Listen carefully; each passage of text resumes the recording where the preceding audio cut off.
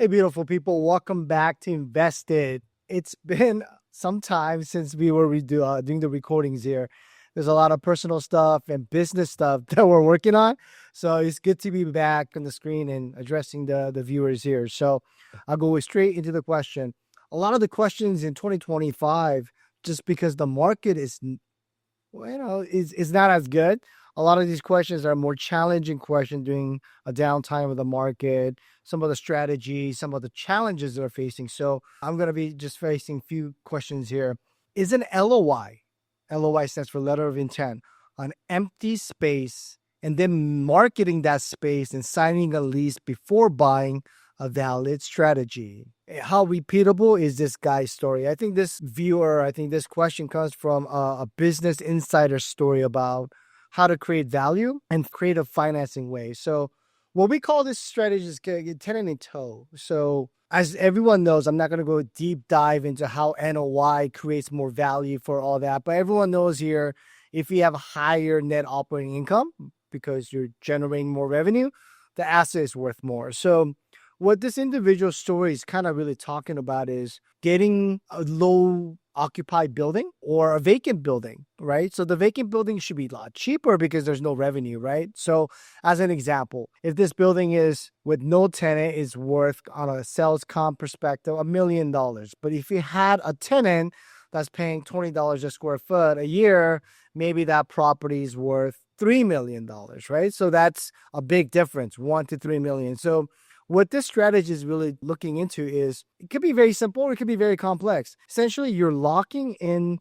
a long-term escrow for that vacant building and finding a tenant before you purchase that. So what we call a tenant-in-tow. A letter of intent is not a binding contract, but you have an interest, a valid interest, right? So I have done that in the strategy where it was an old shopping mall, right? So I think it was Albertson was the tenant, but they left a long time ago.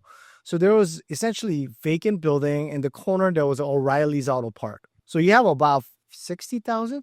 You have about 60,000 square foot that is vacant. So of course the property is going to be valued according to the occupancy or just a per pound play, right? So the strategy there was that this was a motivated seller. He wasn't going to be able to spend the money to bring in the tenants, so he wanted to get out of the project. I think we may have paid, I don't want to make up numbers, but it's a very attractive offer. So we went into deal, locked it up for 90 days due diligence and 30 days to close. So we were essentially the LP partners, but I actually managed the project. So there was TJ Maxx Home Goods, 40 something thousand square foot. They were interested in that property, and we already had LOIs with them.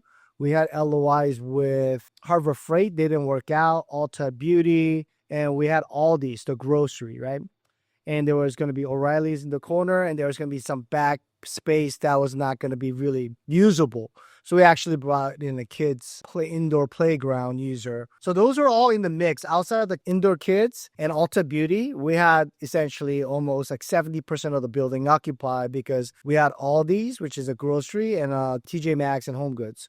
So we had those LOIs in our hand. They were going to do the deal if we can deliver the space in X amount of time. So we negotiated, purchased it, and we already had tenant-in-tow. And we were able to execute on the improvements, the facade and everything. I think I got to say, we sold it for 36 million, 28 million. Dude, is that 3 in the front or 2 in the front?